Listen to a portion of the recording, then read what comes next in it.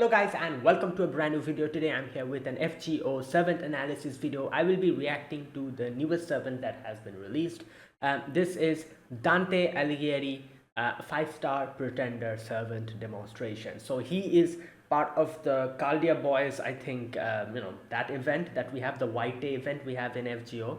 Currently we're having one on NA, and this is like the newest character from JP.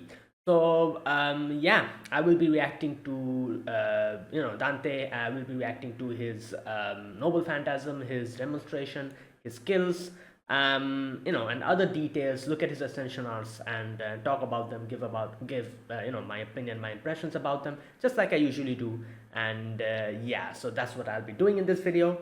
As always, the link to the 7 demonstration, the original link of the video, will be in the description box if you want to check it out. And yeah, let us begin. Obviously, I do know who Dante Alighieri is. He is, as far as I know, a poet, author, someone like that. Obviously, he is the author of Divine Comedy, right? And Dante's Inferno and all that. So yeah, I do know kind of a little bit about him. After checking out his demonstration, I will do a little bit of research on him, a little bit more, and yeah, like that I'll do.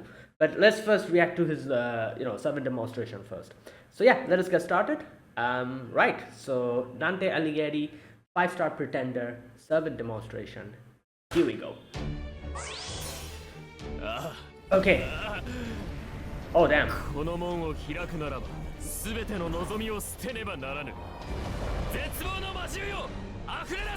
Damn. Whoa. Is that okay? He talks about like Heaven's Gate and all that, right? Obviously, Inferno is about the layers of heavens, right? Sorry, hell, right? Going through the different layers of hell. Like he goes on a journey. Wow, that was cool. So I'm guessing that's why we have all these creatures behind him and the fire. Did he just...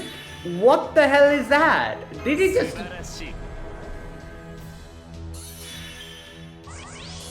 What are these logos? I've never seen this before. Okay.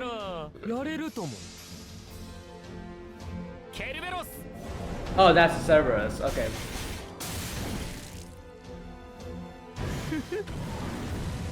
Whoa, that is cool. The blue and the red flame from both the heads.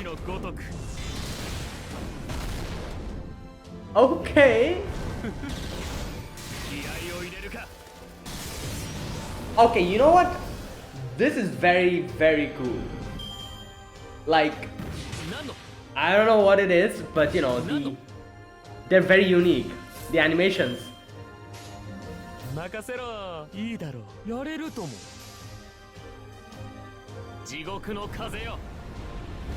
Wow.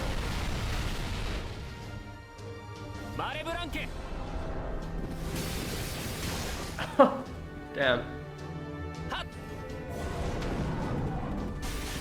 Oh! But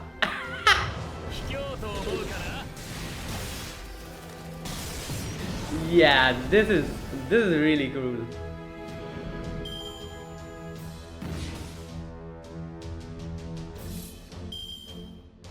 Okay.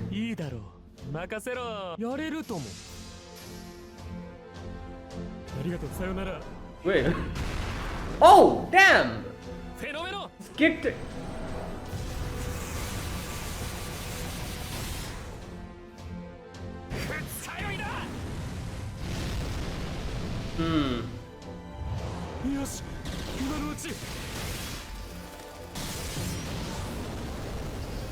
Right, you know what? I really like it. The animations are really cool. It's very unique as well. Like, yeah, he just goes through the door. That is just.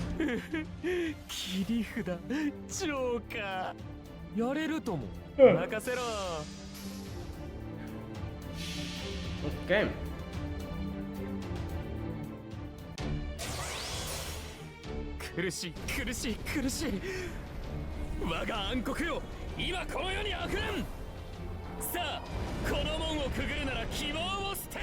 Okay.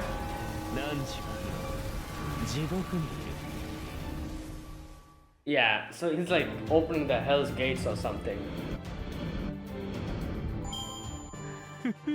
Right.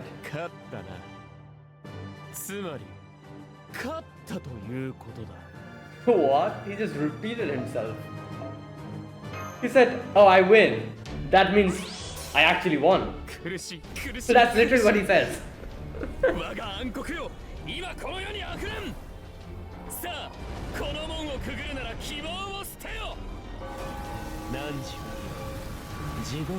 Yo, this noble phantasm is also very cool. Like, you know, with those creatures coming out and everything. Wow, I am really impressed.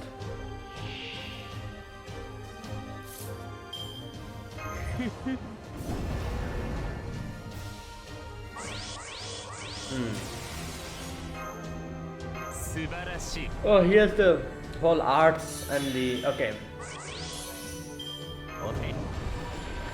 This was crazy.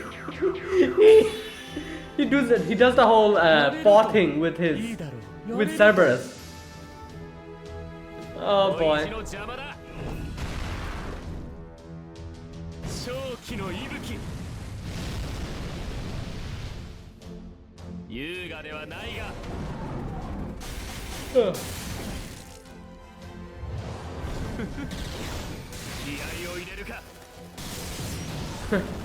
Wow. Overkill.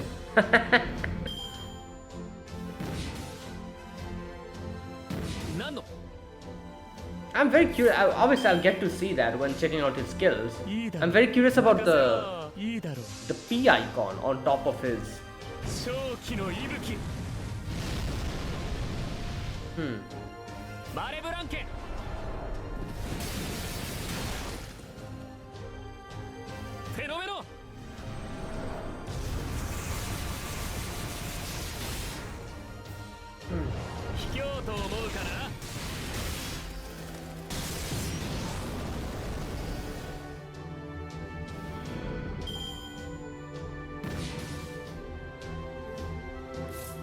Okay.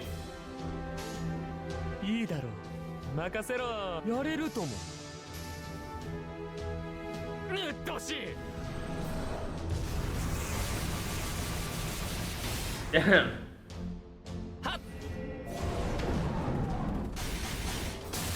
Okay. Shouldn't Cerberus have 3 heads? Why does it have 2 heads? Or is there another head? I just cannot see it. Oh no, it has 3 heads. Okay, never mind. I was just right.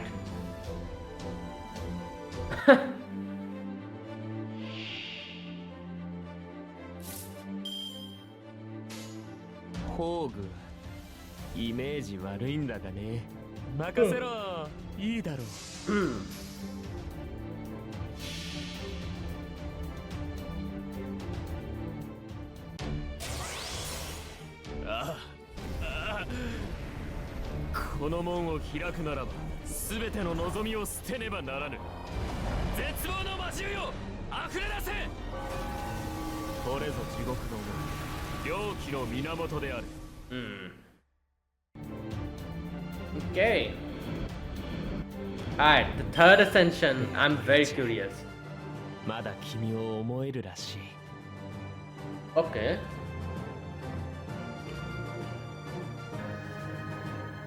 Right. Okay, how will things change? Let's see. Whoa, wait, what is that? On his head?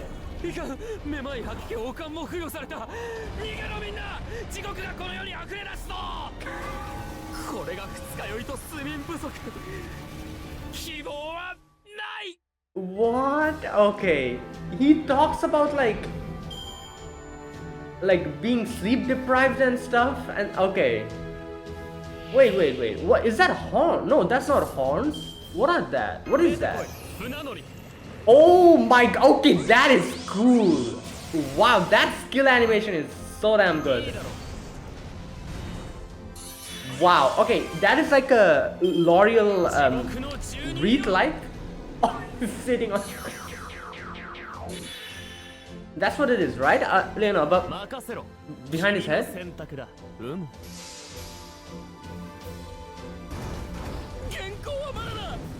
Oh! Oh my God! Hey! What the hell? Hey, he's summoning like Minotaur sons. Wow. Okay. What? Oh my God. Okay. Right. This is amazing. Oh. Yo, this is really good.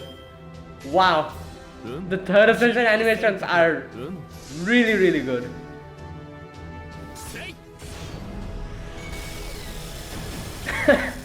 Damn. Oh!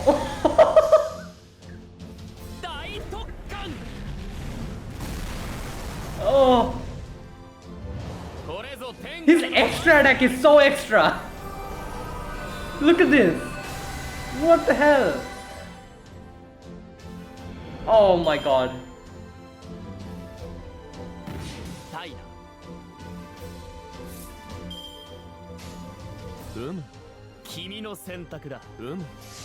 Okay. Oh! Oh! All right. This one. Wow, even the person on the boat is.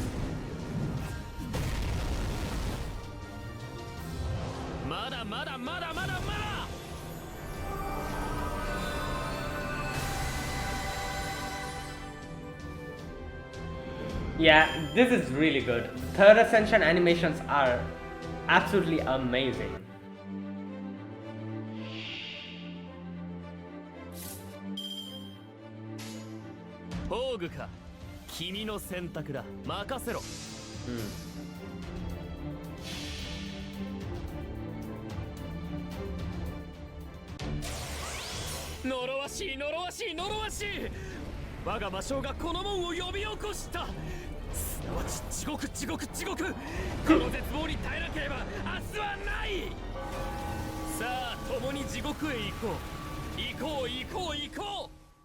Yeah, he seems like he's going crazy.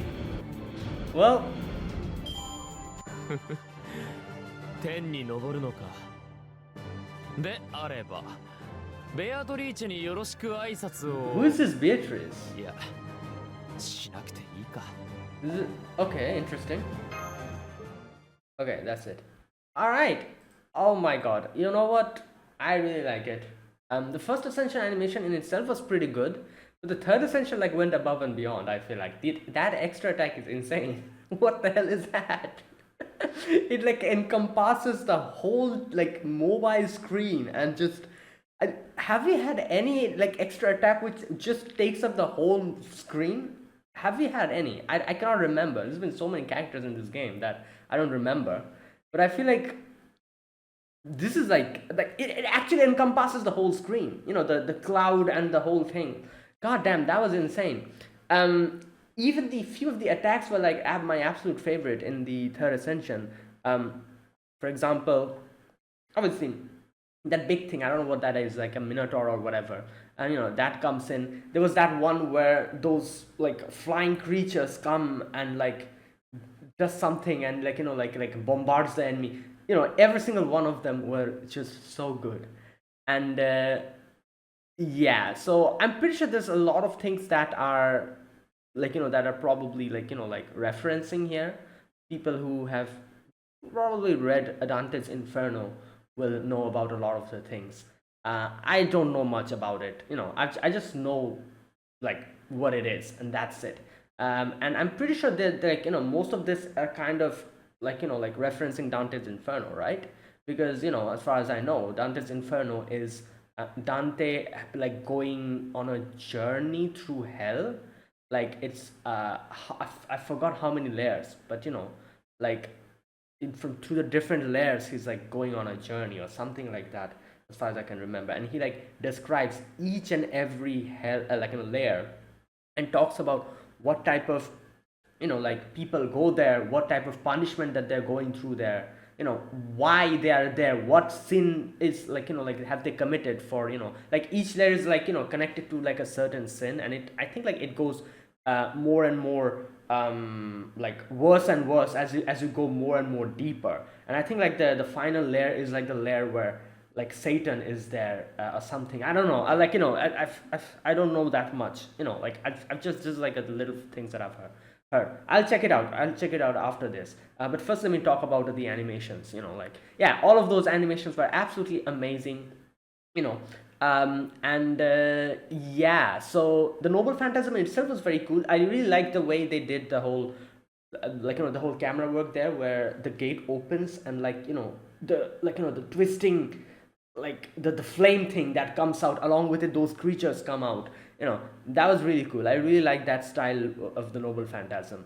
And each and every animation was like really good. Even the skill animations were so good, like the one where the one the boatman comes in, the one where the like the dog, I think that's probably Cerberus, comes and puts his paw on his hand. Like yeah, the third Ascension skill animations were absolutely amazing. Like I think he does one thing with the sword. Oh, there's another thing that he was doing with his sword, which I'm not really sure. I think his sword also has something to do with his I'm not sure, but like he was like bringing out his sword, so I think that's also some kind of a reference to something about him. Anyways, and then the final Ascension, I don't know, I'm going to look at his Ascension art properly. There's like a wreath around his. At first I thought that was like a horn or something, but I don't think that's a horn. That's like a wreath around his head, which looks makes him look really good. I really like that Ascension art and the third Ascension art. It looks very cool. Yeah, so overall I really like it. I really like everything about like a 10 out of 10 character design, 10 out of 10 animations. Beautiful. That was really beautiful. I really enjoyed that. So yeah. So there you go. That is Dante Alighieri, servant demonstration. Now I'm going to check a few things about him. Uh, you know, like actual history. Dante Alighieri. Okay. Dante Alighieri, most likely baptized Durante di Alighiero degli Alighieri, widely known as known mononymously as Dante, was an Italian poet, writer, and philosopher. There you go. His Divine Comedy, originally called Commedia, and later christened Divina by Giovanni Boccaccio, is widely considered one of the most important poems of the Middle Ages and the greatest literary work in the Italian language. Dante is known for establishing his okay, wait, not all of these. Where is it? Is there anything about Inferno written here? Let me check. Oh, there you go. Okay, Dante was born in Florence, Republic of Florence, which is now Italy. The exact date of his birth is unknown, although it is believed to be around May 1265. This can be deduced from autobiographic allusions in the Divine Comedy. Its first section, the Inferno, begins. So Inferno is part of the Divine Comedy. I see. Oh yeah. Okay. I think like in Divine Comedy is divided into three, right? Parts like Inferno, Paradiso, and Purgatorio, something like that. Wait a minute, just a minute. I might be just completely making a mistake here, but let me check. Divine Comedy parts. Inferno, Purgatorio, and Paradiso. Yeah, I was correct. Okay, so there you go. Right. Yeah. Now I remember. I was like, yeah, like this kind of sounds familiar. So okay. The first section, the Inferno, begins. Oh, so he starts with Inferno. That's interesting. So it starts with his journey from hell. So I'm guessing eventually we reach paradise. Yeah, I see. Okay. So first, obviously, we go through hell, which is Inferno, and then we go to Purgatory, which is Purgatorio, and then Paradise, Paradiso. Okay, in the first section, the Inferno begins. Nel mezzo del cammin di nostra vita, midway up upon the journey of our life, implying that Dante was around 35 years old, since the average lifespan according to Bible is 70 years, and since his imaginary travel to the netherworld took place in 1300, he was most probably born around okay, not all of that. Let me just see if there's anything else about Inferno. Just a minute.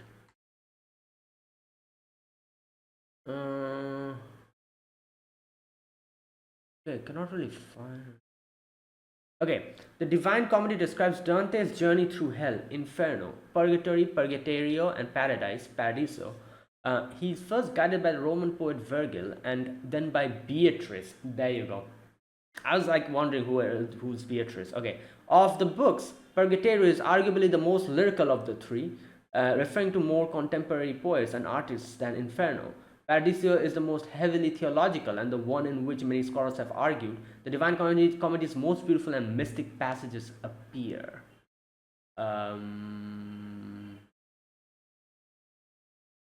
Okay, is there anything else about?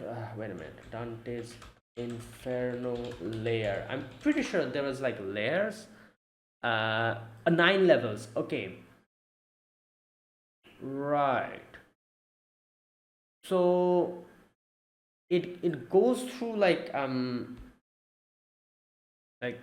wait a minute. Overview, map of hell. Okay, so first circle, limbo, first circle of hell. So it gets like more and more, I guess, more and more, what's that word? I don't know, like it becomes worse and worse as you go down, I think. So first layer is limbo, second is lust, third is gluttony, fourth is greed, fifth is wrath, sixth is heresy, seventh is violence, eighth is fraud. Wait, where's ninth? Wait a minute. What? Ninth is treachery, and ninth, I think, is like this is like a layer where. Wait a minute.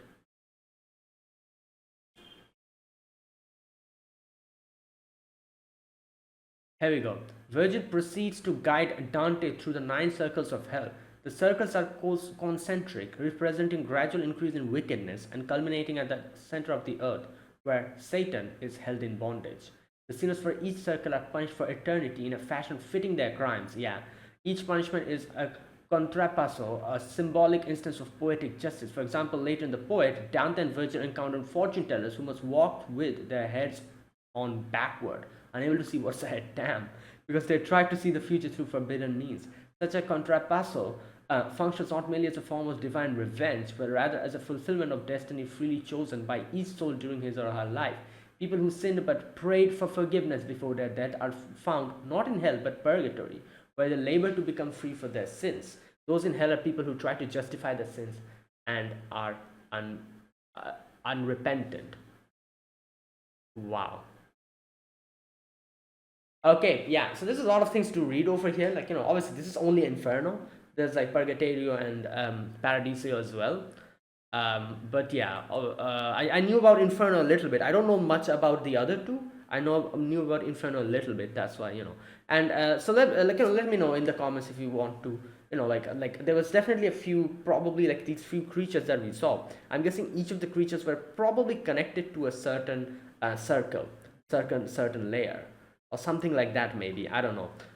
So yeah, anyways, so yeah, there you go. That was Dante Alighieri. Right now, that was my reaction to his demonstration, and I kind of checked a little bit about who he is, and like his works. Now let me move on to his Ascension arts. So the first Ascension art is this one. Okay, let me see properly. Okay, so he has the whole kind of, like his hair is like kind of all over the place, but I really like the black, not black but brown, I think. Yeah, brown and red kind of, mixture. He's wearing, I don't know what he's wearing. He's wearing like a like a huge jacket, trench coat kind of thing, but there's like huge belts kind of keeping it in place. Okay. He has like this cape kind of thing as well in tatters. His dress is very interesting. It's like, he's like wearing, like that over, like, over like that like, like those big like trench coat kind of things, and as if he's on a journey, which makes sense. He's in a journey. He's on a journey throughout the different layers and everything. Right. And yeah, he's like, his background is also like, it's like dead trees and like, like a barren land. The sky is like over clouded. Yeah. Right. Yeah, I really like his character design very much, especially like, the way they did his hair. His hair is very cool. I don't know. The curly hair with the red, like the red, like the color style. I forgot what you call them. You know, the highlights, the red highlights. Yeah, I think that's what you call them. And yeah, he looks good. Okay, so that was the first Ascension art.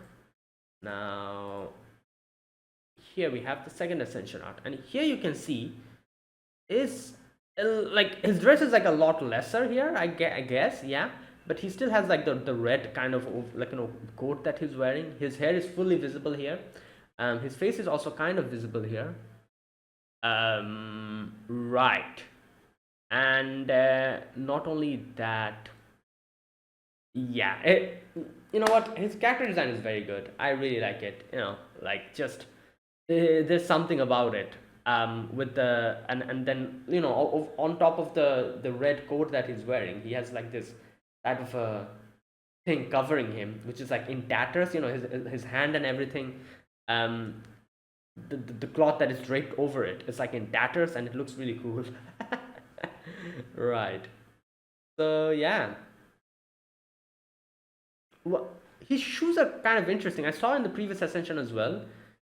His shoes are like, I cannot put my fingers on it, but he like wear those shoes, those pointy, like, like over, like, like big shoes, like, which, I don't know, like, I guess people back in the days used to wear these type of shoes. You can see them.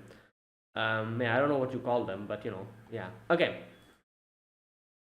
Now, next we have the third Ascension art, which is this one. And okay, here he looks very different.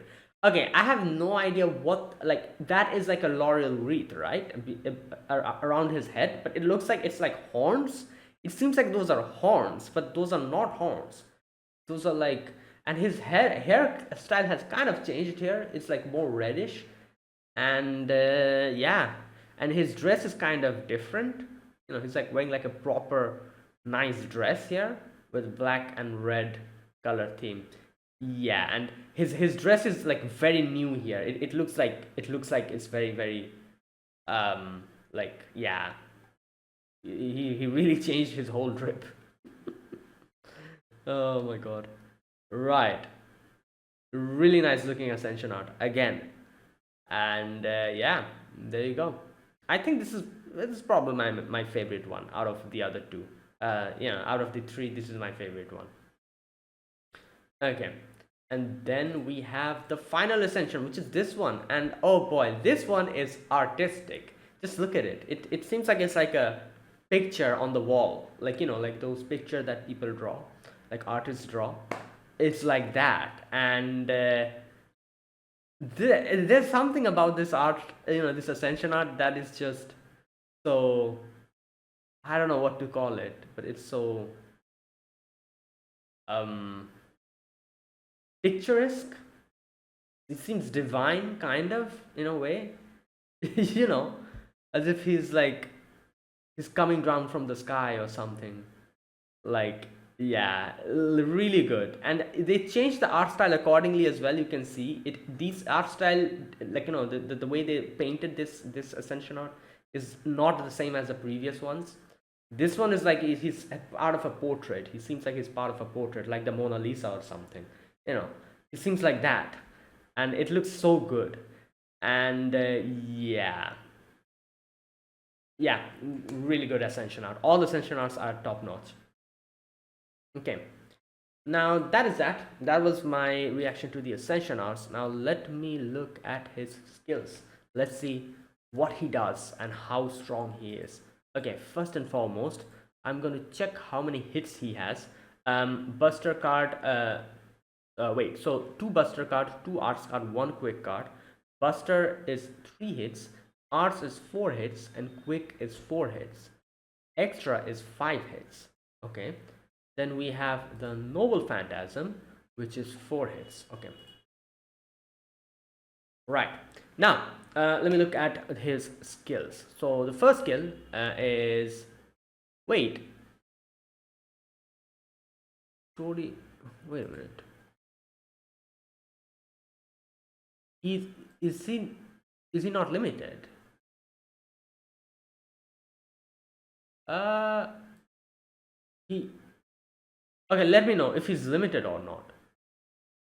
Wait a minute.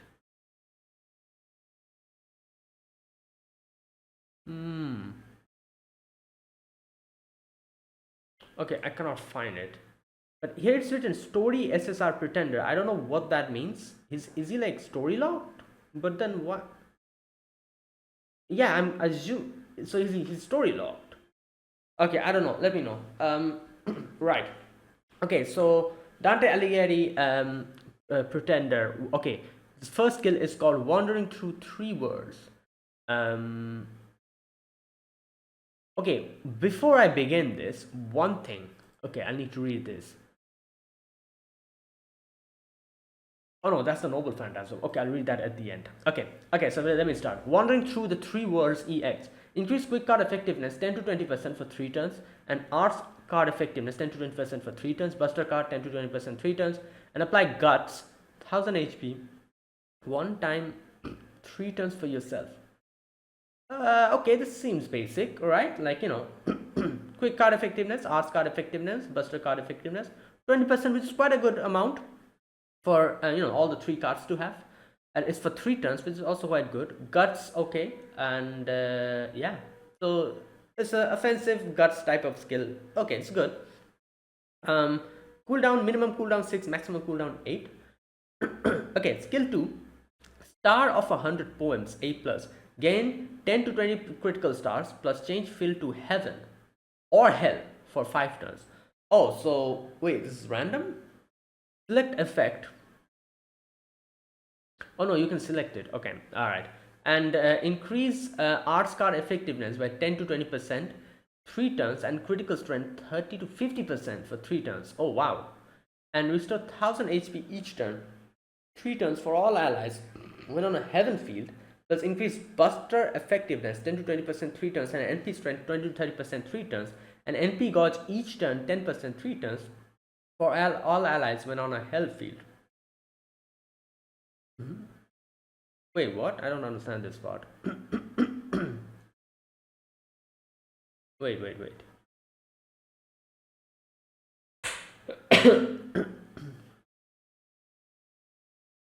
Oh, so wait. Increase arts effectiveness, critical strength, and restore 1000 HP each turn for all allies when on a heaven field. But if you are on a hell field, increase buster effectiveness, NP strength, and NP gauge. Oh, okay. For all allies. So when on heaven, you get arts, you get critical strength and HP. And in hell, you get buster, which makes sense, I guess. NP strength and NP gauge. Okay. Let me just double check if this is right. Let me check. Grant stars before turning the field into heaven or hell for 5 turns. Effect can be selected. When the field is heaven, every ally's arts performance critical damage is increased for 3 turns in addition to gaining a buff that heals them each turn for 3 turns. When field is hell, every ally's buster performance and noble phantasm damage is increased for 3 turns in addition to gaining a buff that charges NP gods each turn for 3 turns. Okay, yeah, so right, it's correct. So okay, this is a good one. You can change it based on what you need, I guess, like You can get HP, you can get critical damage, or you can just go full power, like like NP strength, NP gauge, and all that. Right. Okay, next is Mark of 7 Sins B. Since NP increase NP gauge 30 to 50% and apply 7 Mark of Sin. This is what we were saying. Okay. States demerit. Oh, 3 turns. Okay, decrease debuff resist 10%. Can't be removed normally, and apply a state where 1 buff is removed from enemies when attacking. And remove 1 Mark of Sin and increase attack 10% 3 turns. If successful, 3 turns, and apply a state where 1 Mark of Sin is removed and attack is increased 10%. What? Okay, these are just getting so confusing nowadays. Wait a minute. So, increase NP gauge, that's that. Apply 7 Marks of Sin states, which are demerit, because they decrease debuff resistance, and these cannot be removed normally. Okay, I understand that. Apply a state when 1 buff is removed from the enemies when attacking. Okay, and remove 1 Mark of Sin. Okay, increase attack 10% for 3 turns. Okay, if successful, what? Oh, if you're able to remove the buff, then increase attack. I think that's what it's telling. Okay, and apply a state when 1 Mark of Sin is removed and attack is increased 10% when Guts is activated for yourself. So, right, wait a minute. You know what? Okay. Charges Dante's NP gauge and grants him 7 stacks of Brand of Sin state. This is a special debuff resistance, decreasing state that cannot be removed by debuff cleanse. Okay. A buff where as long as he has Brand of Sin, his attacks remove a buff from his target, and with each successful removal, 1 Brand of Sin is consumed, upon which Dante's attack is increased for 3 turns, and another buff where Dante procs a Guts, 1 Brand of Sin is consumed to increase his attack for 3 turns. All buffs runs last 3 turns. Okay, so yeah, that's basically what it is. So it does 2 things. First and foremost, if you're able to take out the buff from the enemy, one of the Mark of Sin is going to get taken away, and if you're able to take out the buff, you'll increase your attack for 3 turns. Also, if your Guts is activated, one of the Mark of Sin will be removed and your attack will be again increased. So I think the first skill gives you Guts, right? Yeah, the first skill gives you Guts. So if the Guts is removed, one of the Mark of Sins will be taken and you'll get increased attack. If you're able to take out a buff from the enemy, the same thing will happen.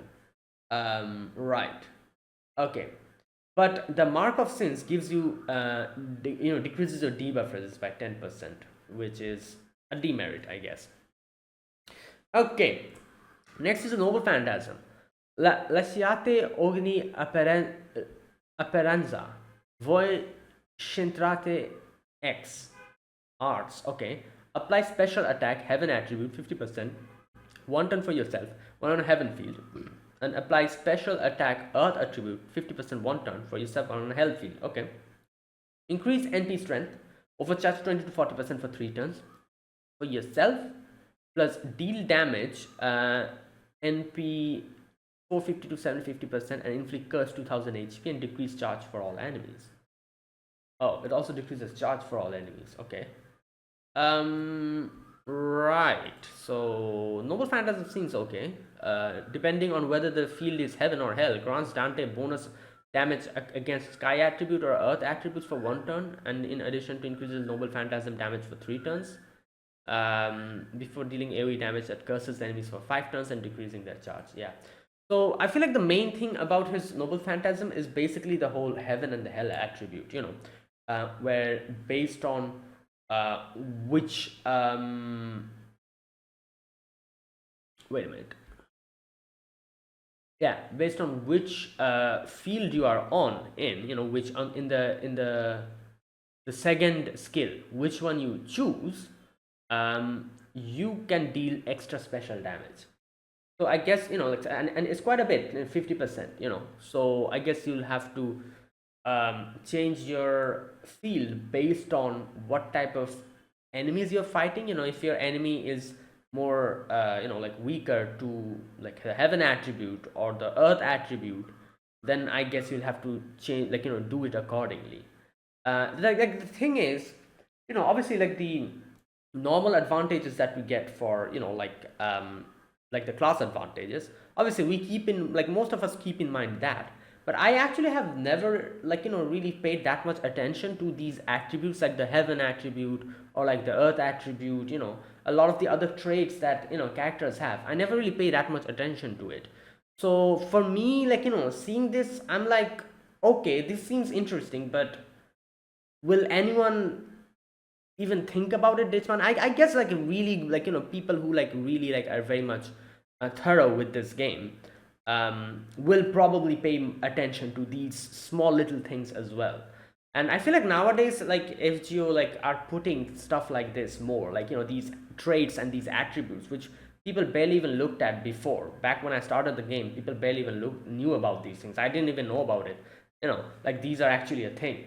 So nowadays, like, I can see, like, FGO is like putting a few things here and there. Even, like, a few of the other characters I remember that I reacted to in these couple of months, like, have stuff like this.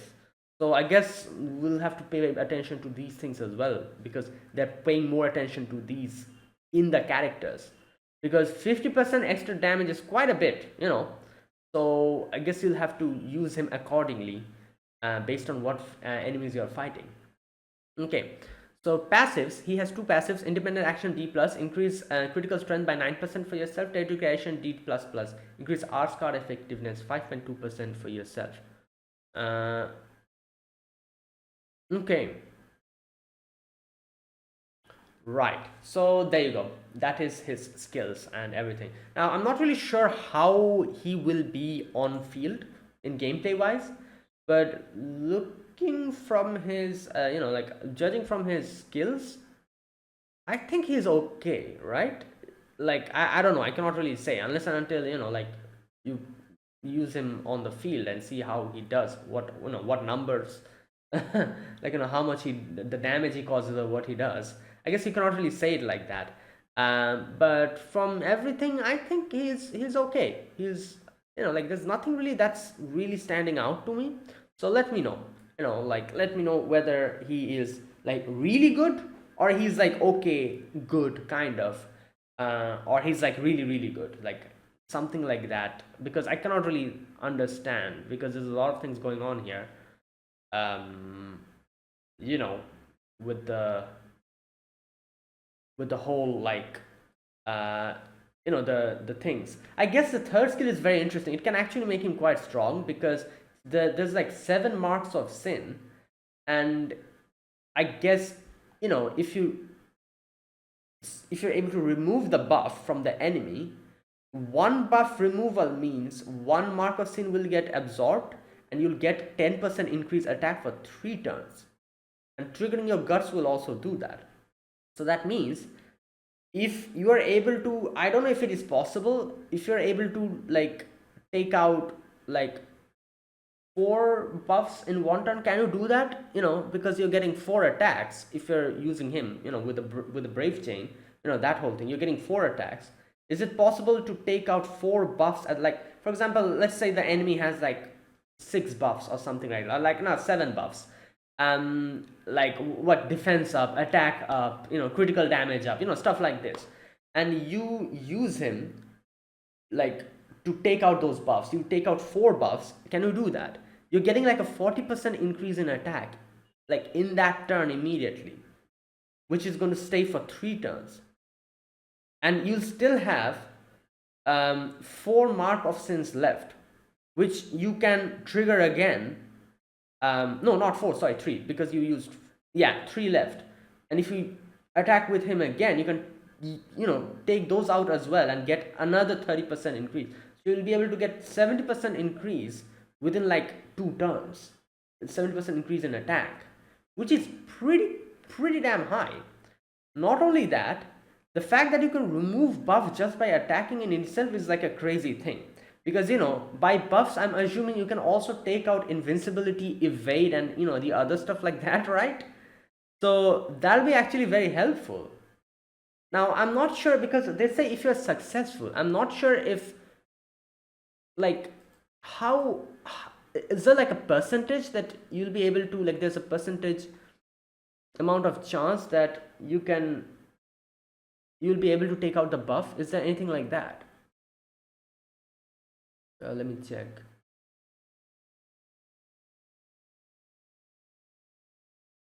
Remove one effect. I cannot find it. So they're saying if you're successful in taking out the buff, only then your attack will increase. So I'm assuming there's some kind of a percentage here. But the fact that you can take out a buff just by attacking once is crazy. Like, there's so many pesky situations where you want to use a noble phantasm and suddenly the enemy like gets like a invincibility or something. With this, you can just attack him like once or twice at the beginning to take out his buffs, and then attack using the noble phantasm or something like that you can do. So I think his third skill is pretty crazy, like if you think about it, like, because it literally gives you a chance to take out the buffs of the enemies just by attacking. It's like, it's not even like, oh, you use it once, there's like 6 like turn count cooldown. No, you can attack him, and by just attacking you'll be able to do that. And the mark of sin, that remains for 3 turns, so you can do this for 3 turns, right? Anyways, let me know. I think he is, you know what, I've changed my mind. I think he's actually quite good, because especially because of the third skill. I didn't think about it like that. Yeah, now that I'm thinking about it, you know what, let me know how good he actually is, or he will be, because I think his third skill is pretty damn crazy.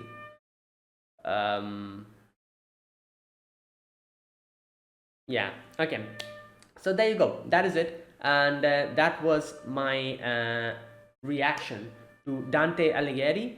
Now he is he looks solid. Like I said, looks, animation, demonstration, everything is like a solid 10 out of 10. I feel like, absolutely amazing. Gameplay wise, like I said, I'm still not really sure, but now that I'm thinking about it more, I think he's actually quite good, like actually very good, especially because of like his third skill. Like the whole buff removal thing is kind of crazy now that I'm thinking about it properly. But let me know if I'm correct in this like assumption or whatever. Right, so yeah, there you go, that is it. That was my reaction to Dante Alighieri. Now the question that I answer, will I be summoning for him? He looks actually very cool,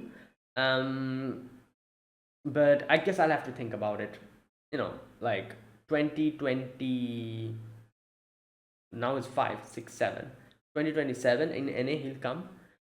So based on the whole year, what characters are coming, might or might not go for him, because like character design wise, like and everything else, his like attack and everything, animation wise, he's actually quite solid. I really like him. Right, so there you go, that is it, guys. That was my reaction, my servant analysis for Dante Alighieri Pretender. If you guys enjoyed this video, be sure to press the like button, subscribe if you're new to the channel, or you haven't subscribed. Comment down below anything you want to say, anything you want to let me know. I'll check them out. That is it. Thank you for watching. I'll see you guys next in the next FGO video. I'll probably start my NA gameplay soon for the heavy industries. I think that's what it's called. Yeah. I'll start it from probably tomorrow or the day after. Gameplay videos of those. So yeah, I'll see you guys in the next video. Until then, goodbye and have a nice day.